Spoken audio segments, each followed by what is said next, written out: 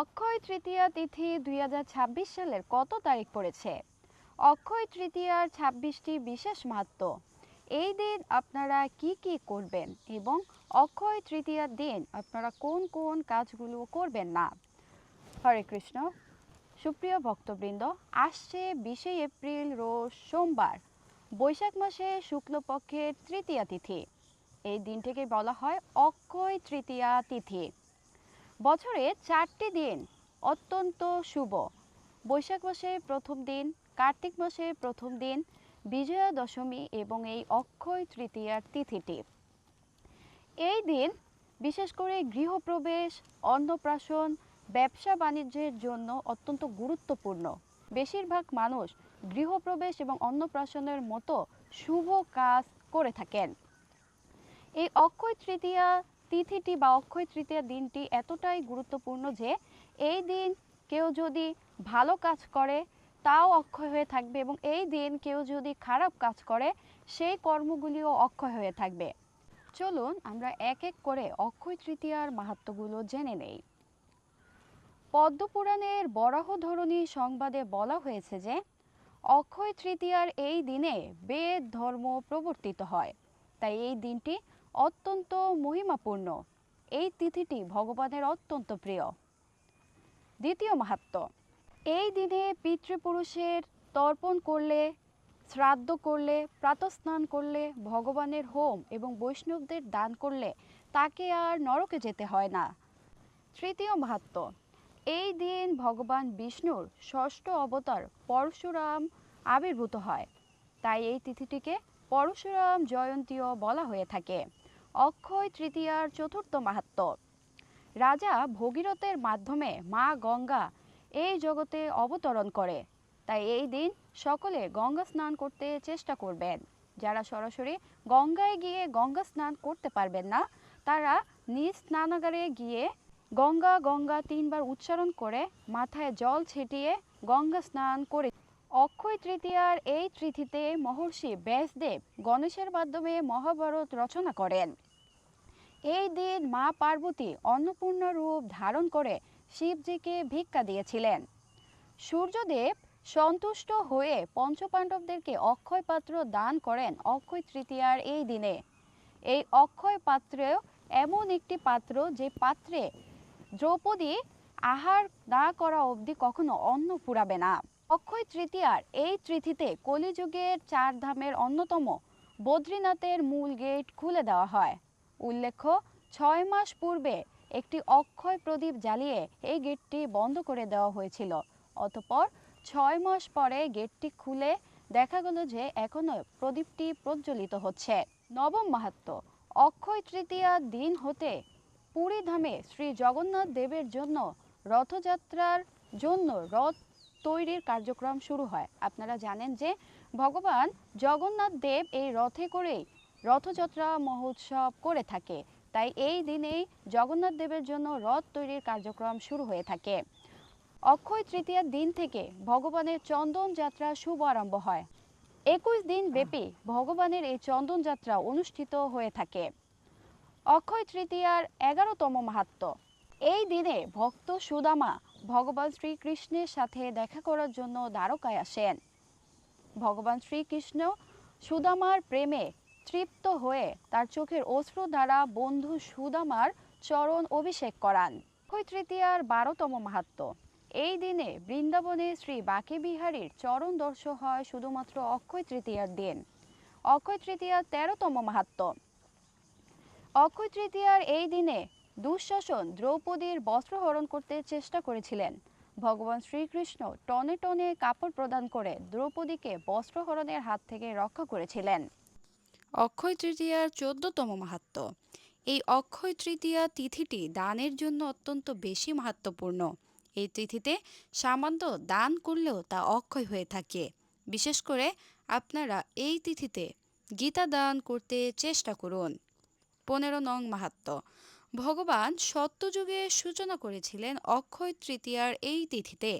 ভগবান ত্রেতা যুগেরও সূচনা করেছিলেন অক্ষয় তৃতীয়ার এই তিথিতে। 16 নং মাহাত্ম্য, ভগবান শ্রীহরি জব শস্য সৃষ্টি করেন অক্ষয় তৃতীয়ার এই তিথিতে।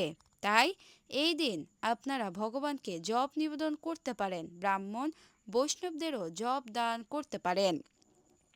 17 নং মাহাত্ম্য।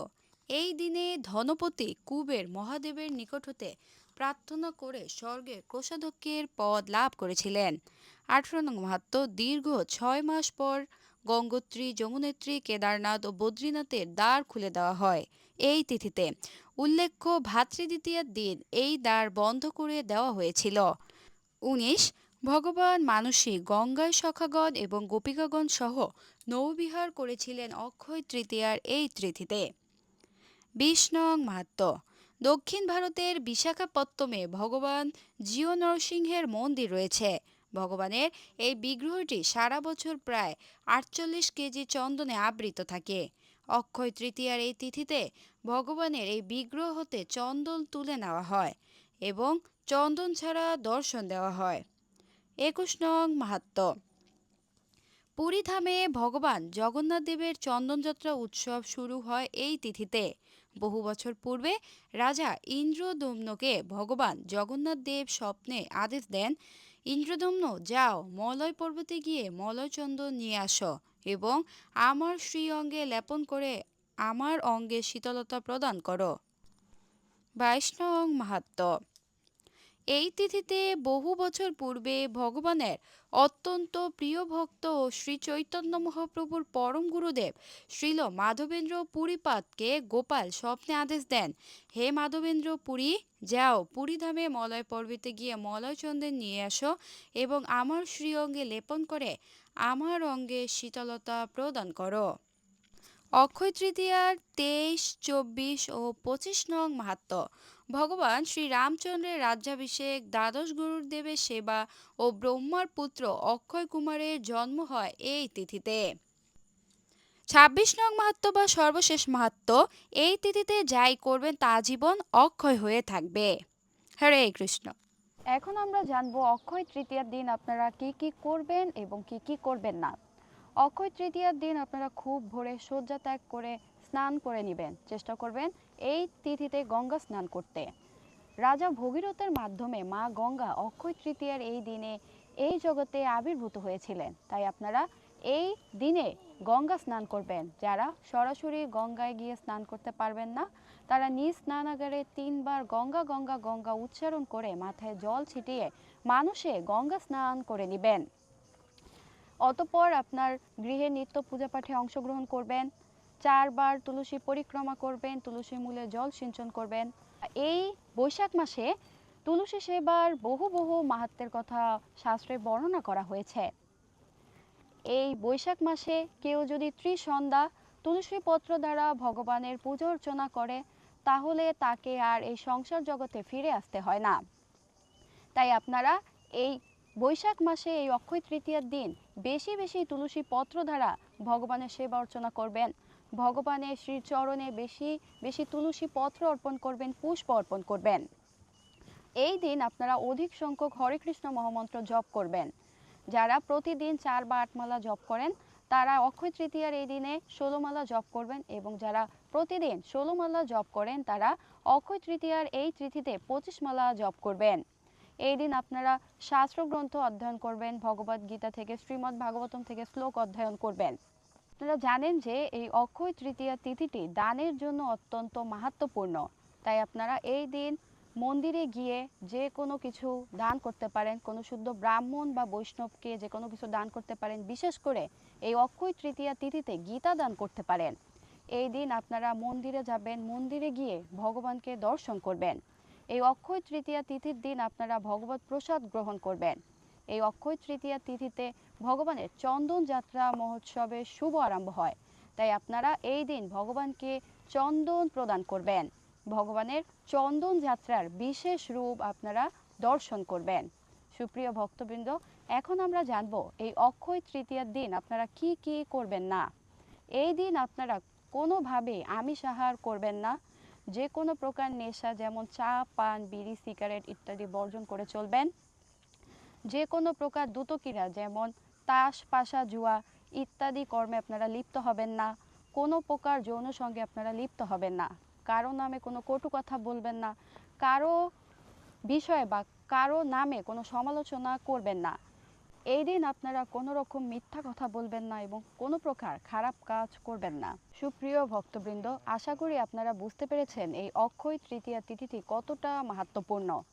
এই অক্ষয় তৃতীয়া তিথিতে আপনারা ভালো ভালো কাজ করুন, ভগবত কর্ম করুন, ভগবানের সেবা পুজো করুন, ভগবানের গুণকীর্তন করে এই তিথিটিকে আপনারা অক্ষয় করিয়ে রাখুন।